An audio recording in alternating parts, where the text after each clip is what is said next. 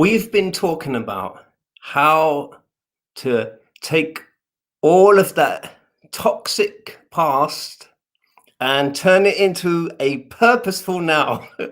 And tonight, we're going to have a good time finding out what our purpose is and doing it. I'm Roy Burley. And I'm Esther Branco Diaz, and this is our final part 7 in that series of how to turn a toxic past into a purposeful now.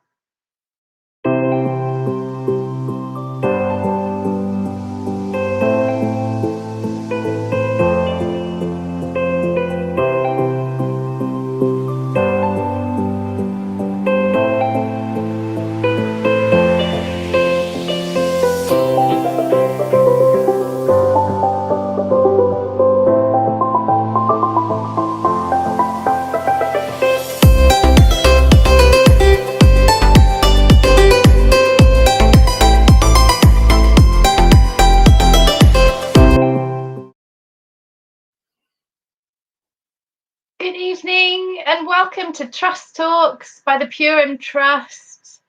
As we just said, I'm Esther and that right there is Roy, and it's great to have you with us. If you're watching and joining now live, welcome.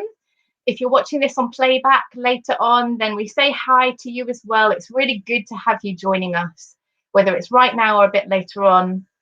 We really appreciate you coming on this journey with us. And man, have we been on a journey the last few weeks. For those of you who've been watching, you will know exactly what we mean. But if you haven't, we've been talking about some things that are pretty awkward and uncomfortable. We've been talking about trauma and the things that come out of trauma and follow after trauma, which can be shame, guilt, addictions, grief, all kinds of sensitive issues. And we've had all kinds of feedback, haven't we, Roy? We've had really positive stuff. People have been really helped. People who have said it's too uncomfortable to watch. But really, I have to say that is the purpose of Trust Talks, that we're talking about things that other people might avoid, other groups, other communities. These are the things that people often don't want to talk about. And I've experienced that in my life. So if you've been on this journey with us, give us a shout out. Let us know, because we really want to hear how you found the last few weeks, because this is the final part of our series. And we would really love to know how you've resonated with what we've discussed. Has it been too much for you? Has it been impacting? Has it helped you in any way? Write a comment. We'd love to know what your thoughts and feelings are about it. If you've been with us for all of it, if you've just been there for a tiny little bit, we would love to hear your comments. And we've been so encouraged by your comments as you've been watching over the last few weeks, people joining in with the conversation. Hasn't it been good from that point of view, Roy? Yeah, it's been amazing. And we've really appreciated all kinds of comments, really, where people have struggled listening and starting the journey there from the struggle, and realizing that it caused stuff to rise. Others who have asked for help and have been getting a bit of help, and some people really encouraging us and saying, like, this is real, this is really precious, it's real, it's relevant. We want to hear stuff like this. So I've been very encouraged. Yeah, and it's always really encouraging when you get involved with our conversations live as well. So if you're watching, give us a little wave. Like I say, every week, because we're live streaming on 2 different platforms, we can't see exactly who's joining us unless you write a comment or say hi. Excuse me. So please do that, because you're an important part of this conversation. And we'd love to know what your standout moments have been from the last few weeks. And actually, Roy, I wanted to ask you, I'm going to spring this on you. What have you found have been some of like the standout moments from the last few weeks, either because they've been really difficult or just been really encouraging for you? I think just feeling really vulnerable, sharing my story, sharing my struggles, being real. That was hard for me, Esther.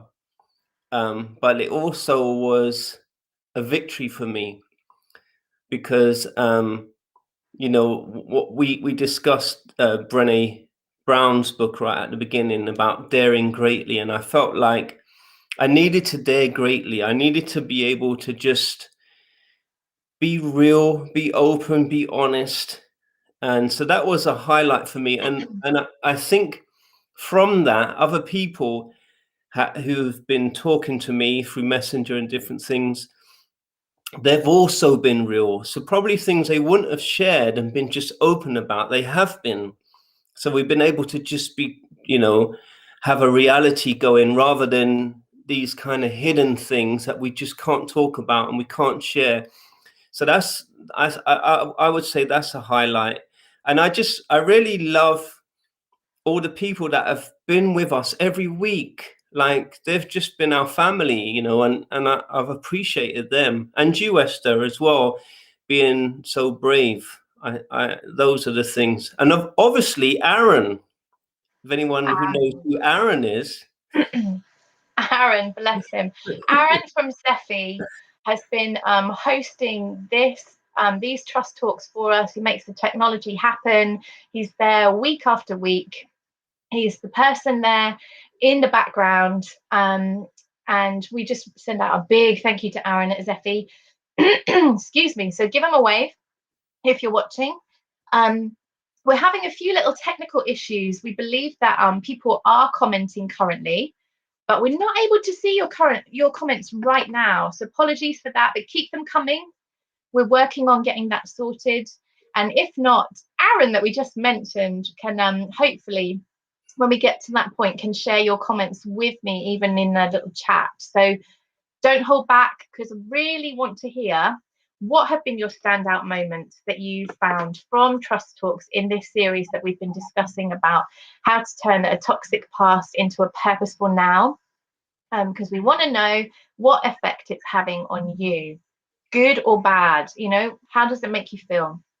But as Roy mentioned earlier, tonight we're getting again to the good bit. We've been through a whole lot of stuff, and tonight we're really moving into the very point that we've been discussing, the bit we've been working towards, that life of purpose right now. Excuse me, I've got a real frog in my throat. I'm going to have some water in a minute. But it is possible, having been through trauma, abuse, shame, guilt, addictions, grief, it is possible to find happiness and to find your purpose and live out that purpose. And tonight we're going to be discussing what is purpose, what does it feel like, what does it look like, and how can you get it? And this stuff is life-changing. I feel it's life-changing. And I'm going to do my little quote corner, because I always bring a little quote. And this is one that I found, that this man said, life is never made unbearable by circumstances, but only by lack of meaning and purpose. That life is never made unbearable by circumstances, but only by lack of meaning and purpose. And the man who made that quote, his name is Viktor Frankl. And I believe he's a psychiatrist or a psychotherapist, but actually he is a Holocaust survivor. And I thought, if anyone can talk about difficult circumstances, then it's someone who's been through the Holocaust, seen incredible traumas and atrocities. But what he believed enabled him to survive those things was having meaning and having purpose. And I was thinking about that this week, that I would say I feel very happy. I feel like I'm in a happy place. And I haven't always been able to say that in my life because of struggles, the struggles we've been talking about. And I was thinking actually that I don't think now my happiness is based on things. And, people could say it's really easy for you to be happy because you're married now and you've got a child. But actually, I think the happiness came before I had those things, that it is possible to find happiness regardless of circumstance. So we're going to look at that a bit tonight, aren't we, Roy? Yes. Another quote that I really liked was from Mark Twain, who's one of the sort of most inspirational writers that's come out of America. He's part of American history as an author. And he said the two most important days of your life are the day that you're born and the day that you find out why. And I thought, yes, I would agree. I think there's also another important day when you get to know God. But I think those are two other really important days. So the day that you're born and the day that you find out why. So on this subject of purpose, I wondered, Roy, I'm going to ask you the question. Do you feel like you are living in your purpose? Yeah, I would say, I'm just thinking there's a bit of feedback. I wonder if you just pause it, if it will Yes. help us a bit. Yeah. So, yeah, I would say, yeah, that's good. I would say, yes, I am. And I would say it's also a process. So, I think you come into your purpose immediately when you surrender, in a sense, when you decide, you make that decision. I'm gonna go. I'm gonna do what my heart or what God is saying. I think that's at that point you immediately are energized to start your journey. And I think ultimately, as you go along and eventually you see that your purpose unfolds. So it's a bit like a story. I would liken it, if I was going to give a picture, would be like Abraham in the Bible. And so Abraham, he's it's about 4,000 years old, this story, Esther, where this chap, he's in his house and they're all worshiping idols and stuff. Then he hears this voice and gets compelled to go to leave this land and leave his father's house and go into the unknown to follow. And he's been given this promise. And at that point, I think as soon as you say yes, you immediately in the now, right now, you come into purpose. And there seems to be like, I want to say energy, but it energizes you. Like there's a force that everything's changing. So if you've just been bimbling along and just no energy, no purpose, suddenly when you find out what it is you're supposed to be doing, that and agree with it and come into it immediately, I think it energizes you to then do it. And I think at that point the joy starts. Does that make sense, Esther? Yeah, it does. It does make sense. And I think, have you got some examples of like when you felt those things kind of clicking into place? Yeah, so I would say that before I was an aircraft electrician, Esther, and I worked for 12 years on helicopters, and I never felt fulfilled. It's a fantastic job, and people love it, but I always felt like I'm not in the right job. And I remember I was also associate pastor in this church, and I was on the music group, and we were singing this song, "All to Jesus I Surrender." It's a very old song. "All to Him I freely give," and eventually it says, "I surrender all." And I just stopped singing it. I thought, well, I don't surrender everything. You know what I mean? And I remember, I don't know if you can imagine this, Esther, but I was quiet for about a week, and I remember going, and I was working after about a week, and I was working underneath the helicopter, and I never forget this day, because it was a real spiritual experience, in that it seemed as though my heart started to sing that song I refused to sing, and I realized that I had now given everything over to God at that point, and I joined in with my heart and I began to sing that song under the helicopter.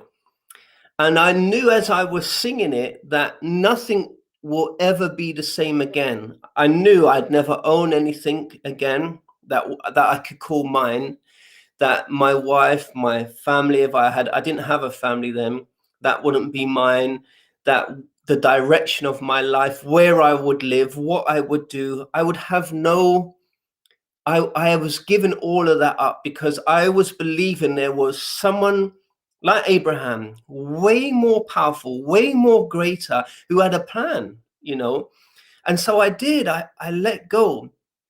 And then, and to cut a long story short, I got the strangest word. Well, actually, it was my wife who got it. And it was the word go. And it's the same, actually, and looking back, I think it's the same word Abraham got. And I knew what he meant because I knew it was to leave everything, leave my job, leave I would have been the pastor of this church and to go to Bible college. And so we decided to go. And I'd been married for 12 years then. And my wife had never fallen pregnant. We'd never gone to the doctors or anything about it. We just said what would be, would be. But a couple of weeks after we decided to go, she comes to me and she's pregnant. So she said, "What do we do?" And I said, "We can't stay. We have to go." And actually, there's a word in the book of Esther where Queen Esther has to go before the king, and it may cost her her life. And she says these words, "If we perish, we perish." And she said, "If I perish, I perish." And I said to my wife, I said, "If we perish, we perish." Now, I don't know where that came from because I'm really not that brave. But we went not knowing how it would work out. I remember sitting down doing the maths to work out financially how we would survive and all the rest of it. And I worked out we would die of starvation. So that wasn't very helpful. But then I realized, looking at Holy Scripture, that if this is a word from God, we could live off it because it said, "Man shall not live by bread alone, but by every word that comes out of the mouth of God." So we went. And, there's so many miraculous things happened on that journey. I remember at one point because I had to stay at my mother-in-law's at first, and then we had to go and find our own house. And I had a newborn baby and nowhere to go. And I remember phoning up these like estate agents and stuff and saying, I want to rent a place close to the Bible college. And they said, "Well, you've got no income." The only income we had was a bit of rent from our house because my friend decided to rent our house. "You've got no income and you want to rent a place." They said, "It's impossible." Like, it's just not going to happen. And I remember feeling the pressure of this.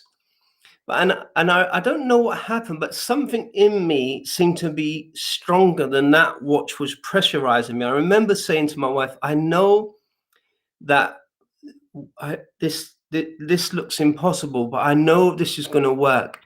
And the next day, I remember a phone call came, and this guy who was a stranger said, I hear you're looking for a place. I've got a place." He moved us in.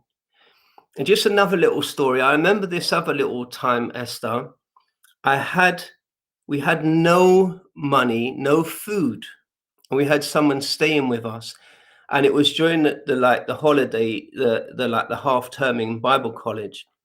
The only person who had something was my baby, my son, because the lady next door, and we were strangers in this area, she would come and bring nappies and milk and everything. Every week she brought stuff. So he had, but we didn't have any food or anything. But I'd been doing this work and I had one more day to go and collect my wages for this work. But I felt like an inner voice say, "Don't charge that lady. She'd only just recovered from cancer. Don't charge her." So I came home that night, and I had one more day to go.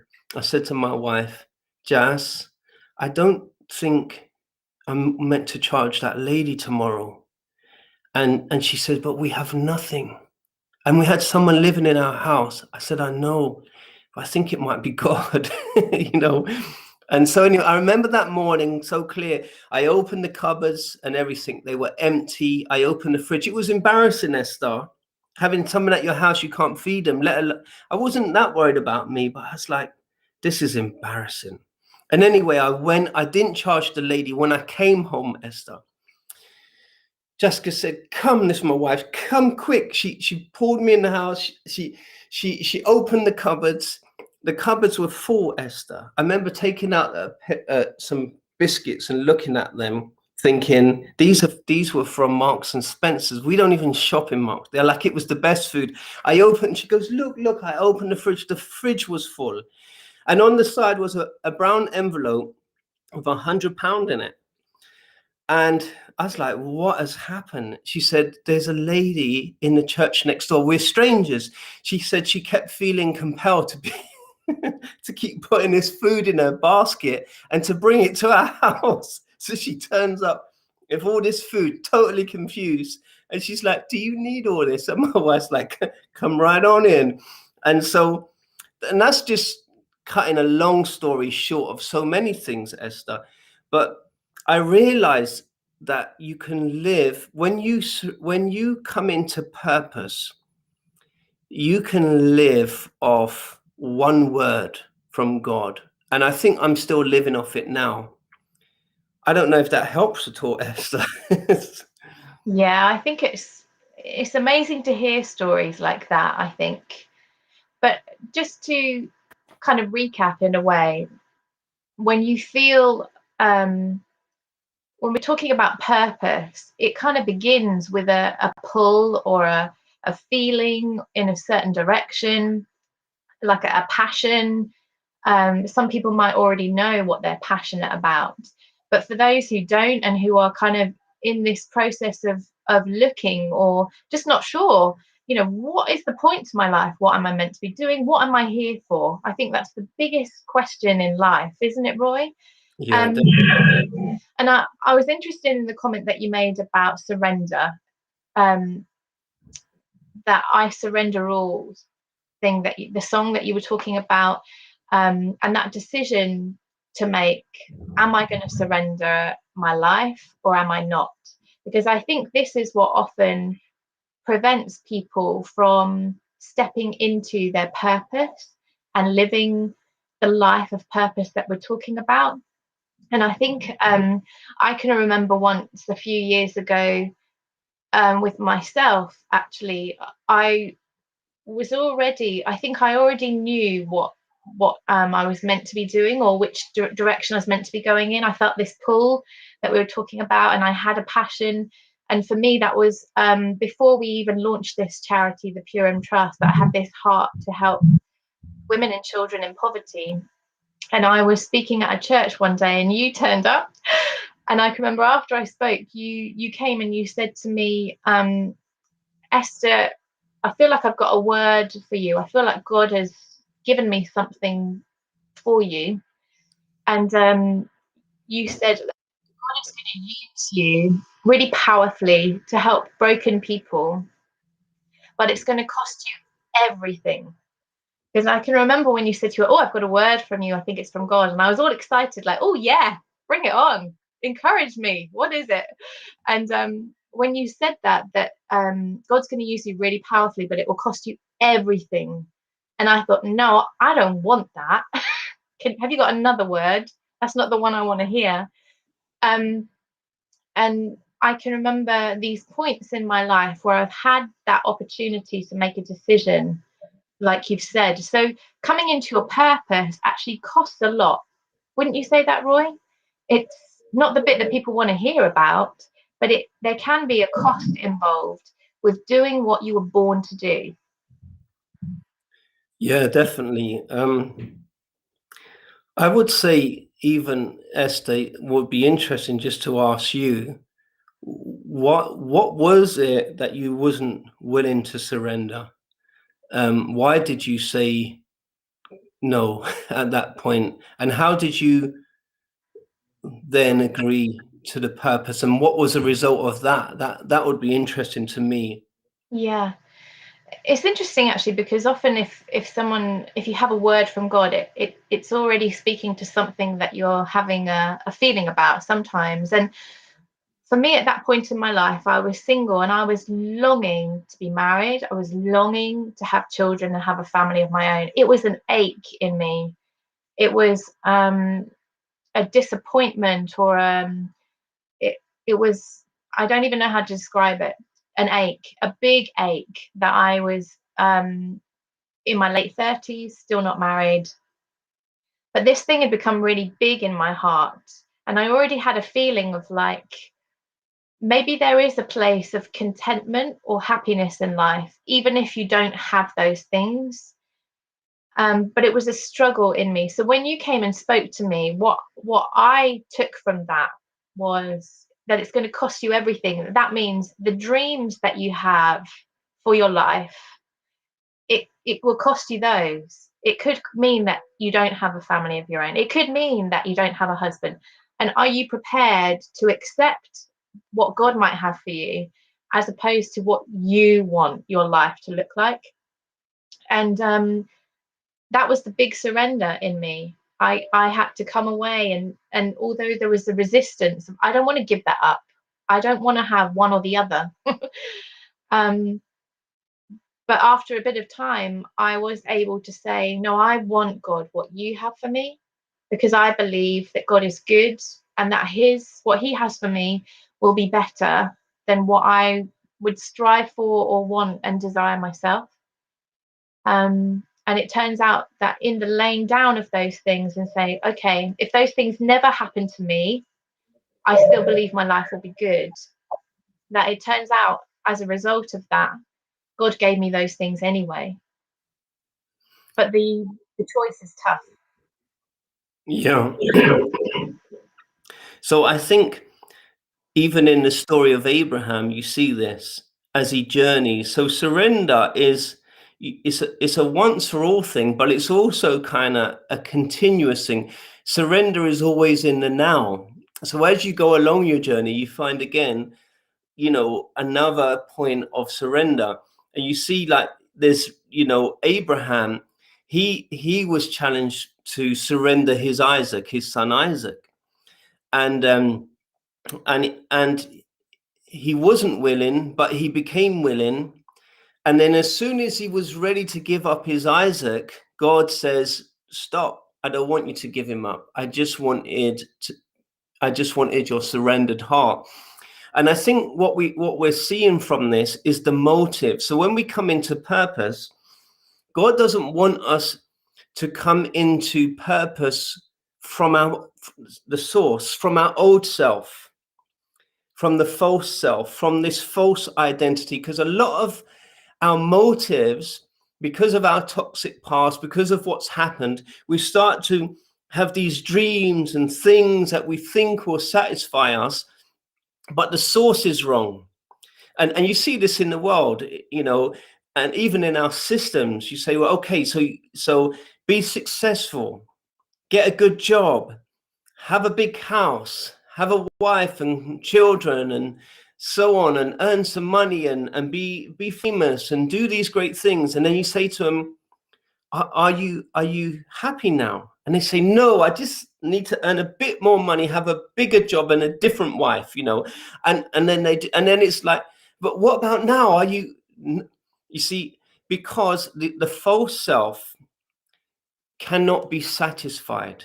It won't be satisfied. So it just wants more and more, and it consumes more and more. So there has to be a disengagement. The Bible calls it a dying to self.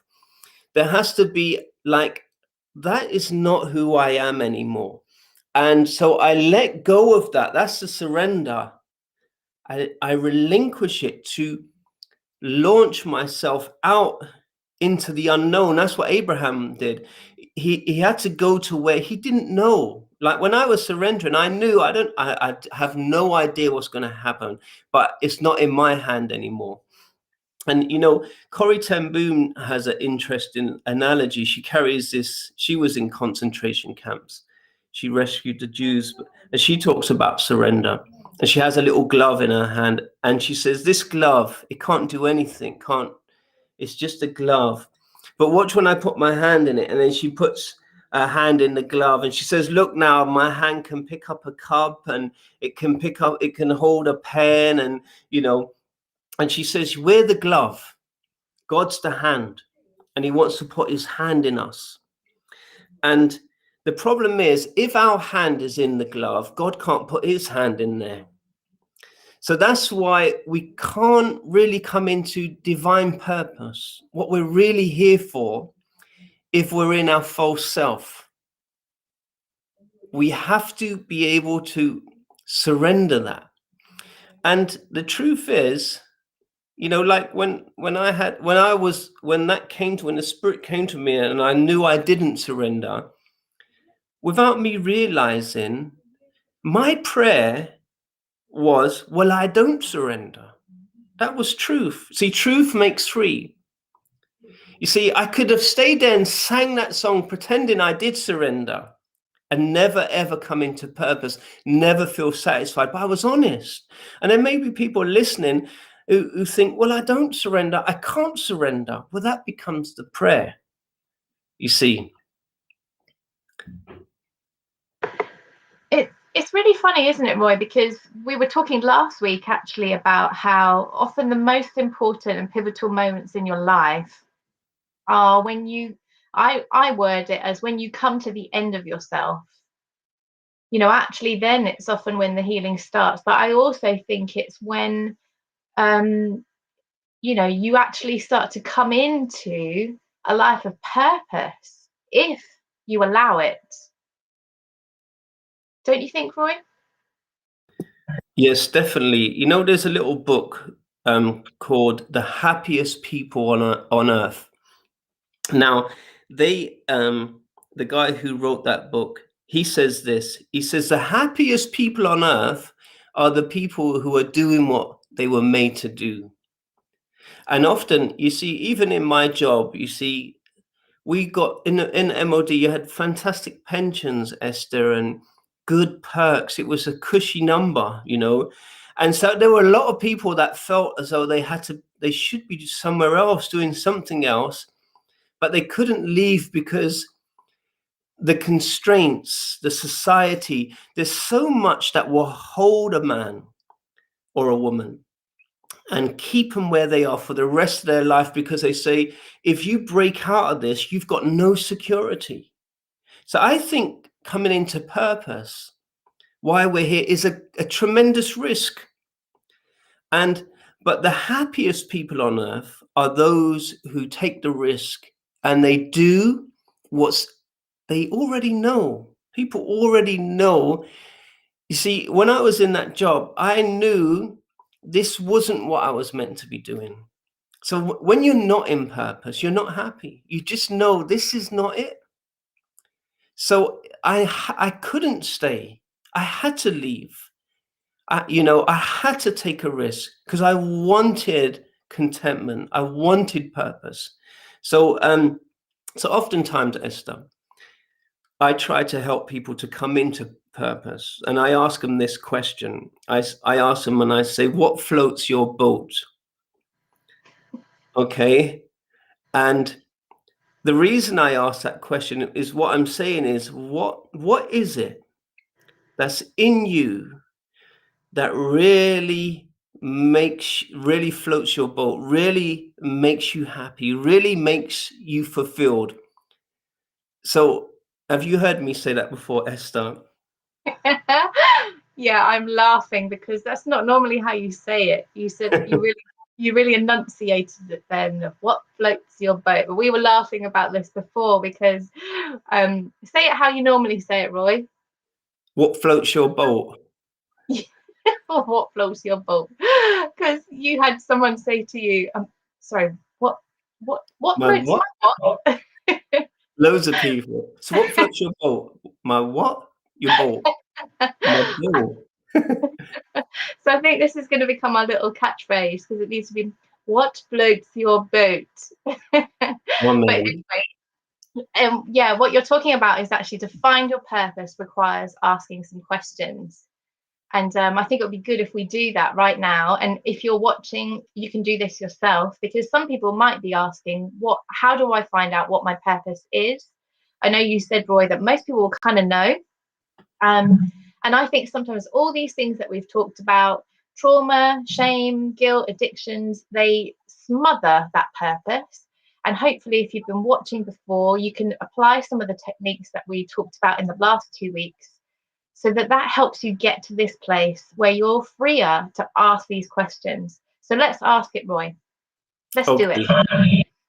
So I'm going to ask you, Esther, but I'm asking everyone to do this little exercise. So, Esther, what is the one thing that, above all things, excites you, energizes you when you're doing that one thing? What is it?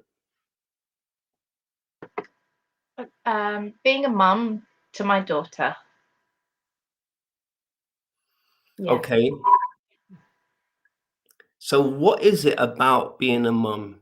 So the people who are listening now, you may come up with something. Now ask yourself the second question. What is it about that one thing I love? What is it? It's giving love to her, like loving her unconditionally. And also, it's the realization that it's a hope realized for me. It's a hope come true. It's yeah. Okay. Now go to the next question. So we're discovering that, but what we want to ask now is why is that hope coming true so important to you? For me, it's this incredible, overwhelming feeling that my hopes weren't overlooked. God didn't overlook my hopes. He hadn't forgotten about my prayers. It's that hope realized that my hope hasn't led to disappointment.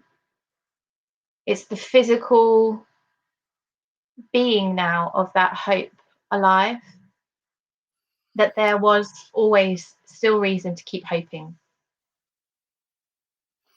So does that mean throughout your life, because of everything that's happened, this hopelessness screamed at you to say you would never have the things that you're hoping for?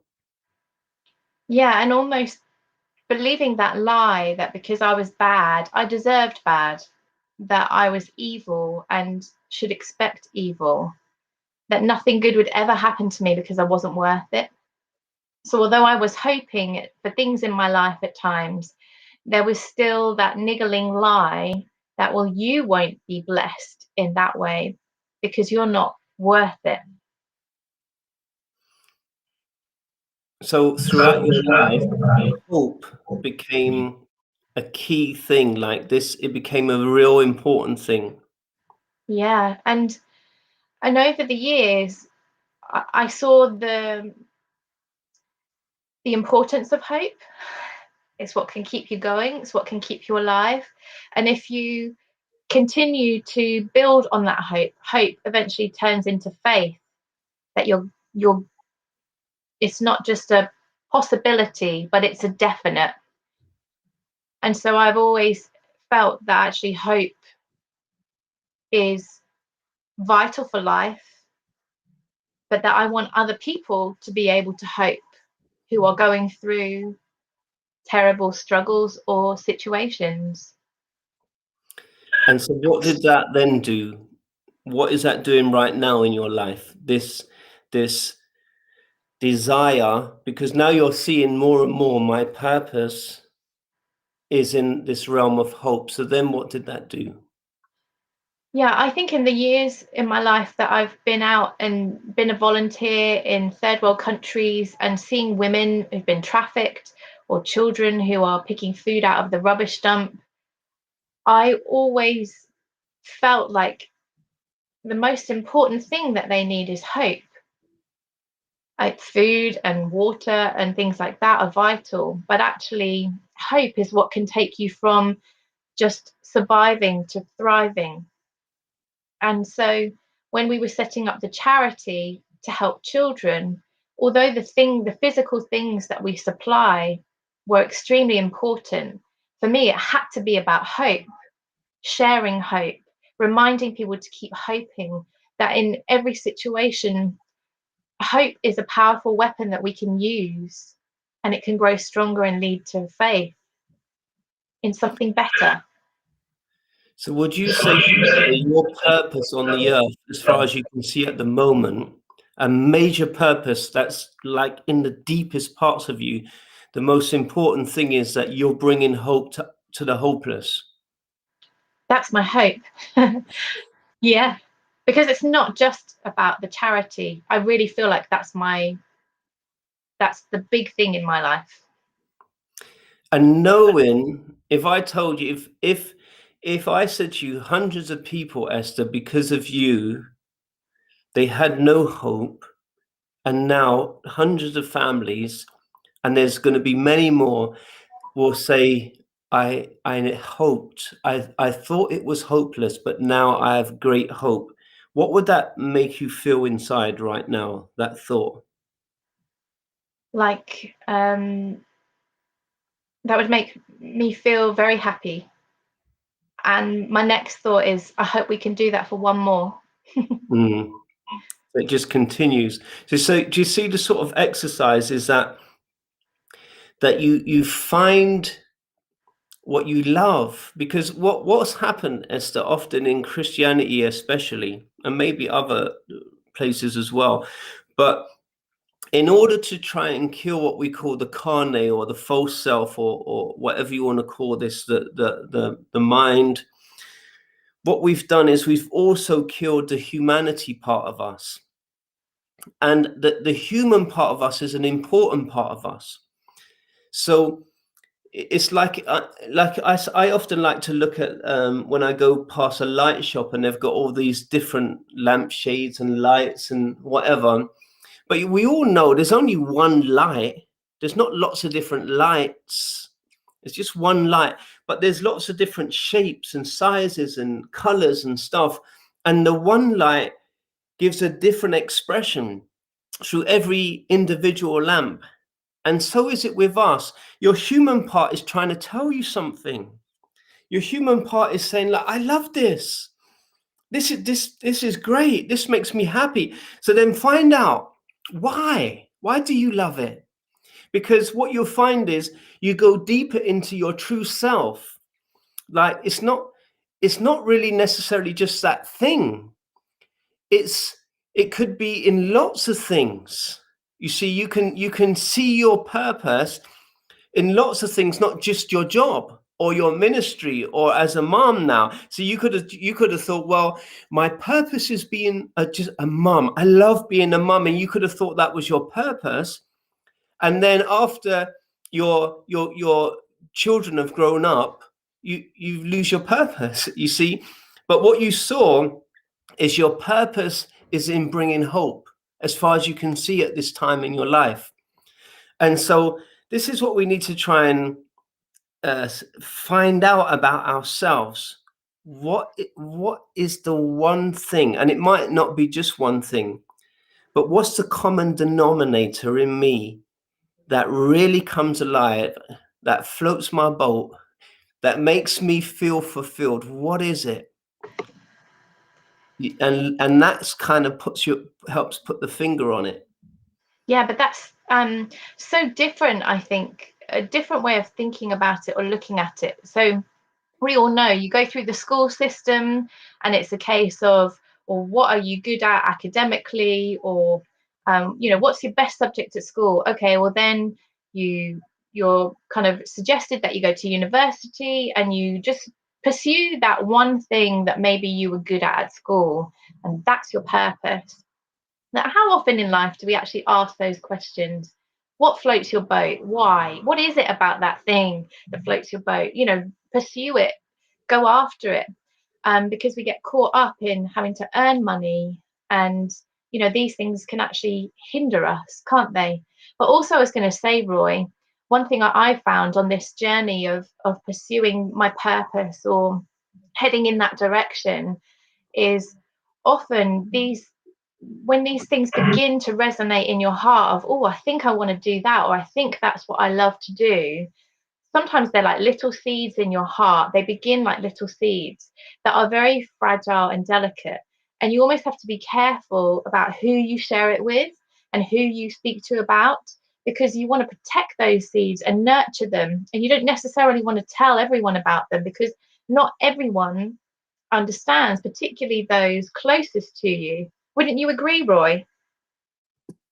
Yeah, 100%. That you see, because what people do is in a way, they put you in a box, and they don't want you. It's not conscious, but subconsciously, they just don't want you to get out their box, because you fulfill their need, whether they're an employer or a pastor or a mother or whoever it is that's some kind of authority in your life.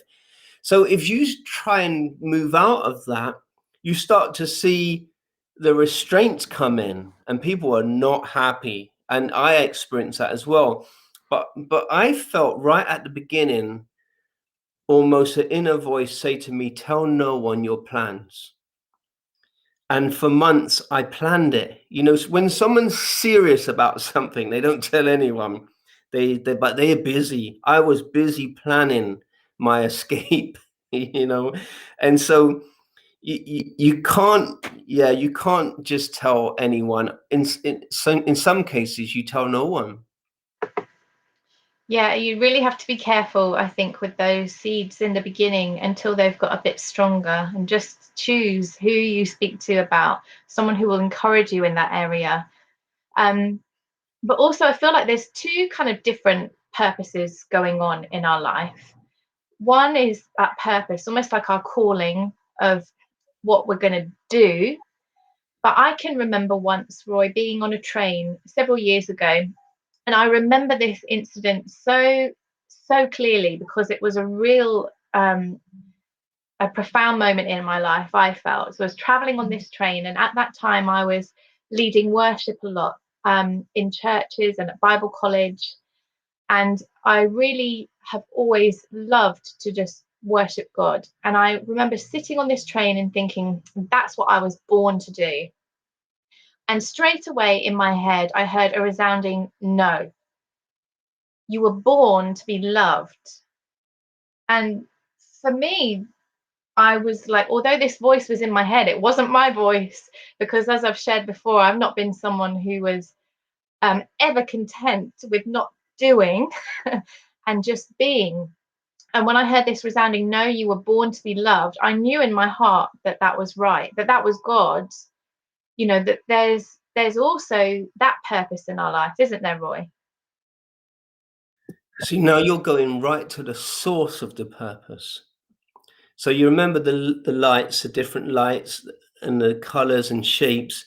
That's the manifestation. That's the doing of it. But the source is love. To be loved, to know you're loved, and to love. Why does a man love? Because he knows he's loved, or a woman, because they know they love. That's what the Bible says. We love because something causes us to love. Now, that's the source, Esther, of our purpose. You see, if you imagine, a lot of people are doing stuff from the wrong source. Okay, so it's not fulfilling. But really, the purpose of doing stuff is to release love. So the doing, your little purpose, what you're doing, it is secondary, really. The primary is the light, the source. So it becomes a vehicle that you're doing, what you're doing right now, Esther, in touching all these kids' lives and so on, and being a mum. You're releasing your true self, and the vehicle is what you do. Now imagine if you couldn't do anything. How would you express that love? How would you release who you really are? You see, so what God showed you there is the source of purpose. Yeah, and that's really deep, isn't it? But I think it's really important to share that. But there'll be those watching Roy who aren't Christians and who don't necessarily know what they believe, but they want to find their purpose. What would you say to those? Thank you for listening for so long. I would say, you see, we don't always understand or know God, you know, in the context of how we're talking about in Christianity. That's why even in the Bible, you see Paul, he goes to talk to these people and he says, I want to talk about this inscription of the unknown God, the invisible one, the one we don't even know who he is. And I think we can all agree that if you're watching this program, there must be something, some divine force working in you, but you wouldn't say it's God. But the Bible says the Spirit's in the earth, the Spirit of truth, and he's moving and working, and it's like the wind blowing, and he goes wherever he wants, and he moves on every heart. So there's a force already acting on us very early, even before many become Christians. There's a force. Think back. And so I would say, follow your heart. You know, if there's something that's moving you in a certain direction, and it's love, its motive is love, follow that. Because most of what we're seeing now is fear, and people's lives are controlled by fear. And they won't do certain things because they're scared, or they do certain things because they're scared. And that's not purpose, that's control.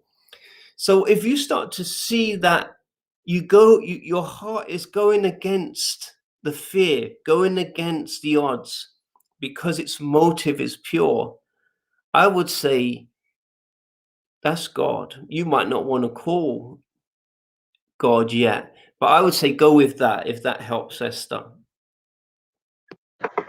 Yeah, I think that's really good, Roy. I think that's helpful. And hopefully people have found there's some practical tips here of how you can find your purpose, what is it, and how to move into it.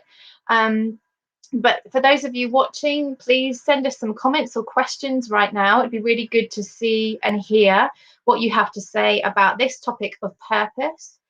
And I think I'm just going to let you guys know, for those of you who are watching live or later on, that, as we said, this is the last in our series of this subject of how to turn a toxic past into a purposeful now.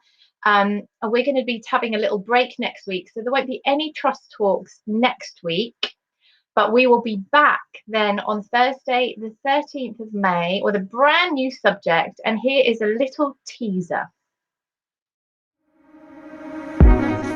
There is the person that you think you are. But that's not the real you. And there's the person other people think you are. And that's not the real you either. But there is the person you really are. A you that's at peace, that's free, that's impenetrable. To find out what the real you looks like, what it feels like, join us for 2 Trust Talks Thursdays, 7:30, May 13th and the 20th, on YouTube at The Pure and Trust.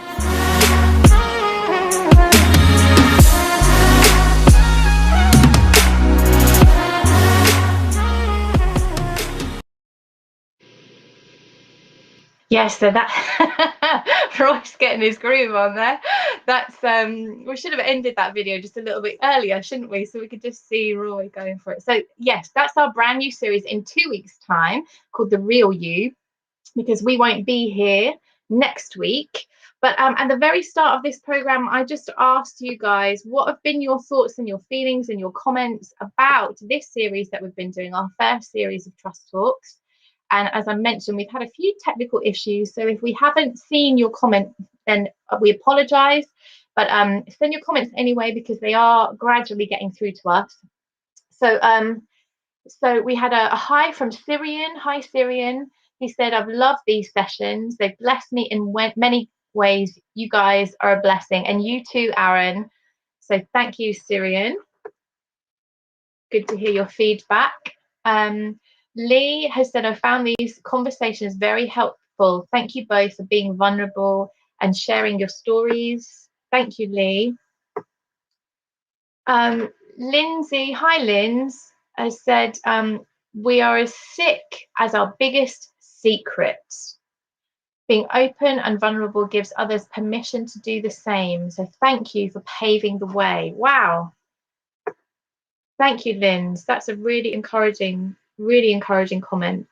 And Princess has said, thanks for all your amazing talks. They've been really helpful. God bless you both. Isn't that good to hear, Roy? It's amazing. Thank you all. We're so grateful.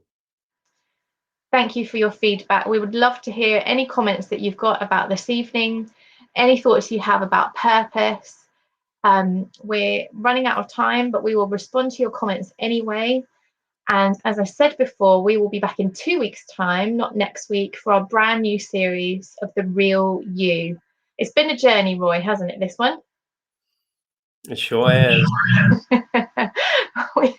We've certainly laid some stuff out there, and we're really grateful to those of you who've tuned in. It's not always been easy for us or for you, but we hope that something that we've shared in these 7 weeks will have helped you to know that there is hope for a life of purpose right now, that these things that you've struggled with or been through or are struggling with right now do not have to control you. They do not have to make your life one where you hide, where you shut up, where you live in shame, where you suffer the bad stuff anymore. And we really hope that in this journey, even if you need to go back and watch some of the other episodes, that you will know there is a hope, a really good hope for a good future, but most of all, for a life of purpose right now. So we'll be back with you in 2 weeks' time for The Real You here at Trust Talks by the Pure Trust. Thank you for watching Trust Talks by the Pure Trust. To find out more about the work that we do supporting vulnerable women and children, you can go to thepuremtrust.org and get involved with building hope in the lives of those who need it.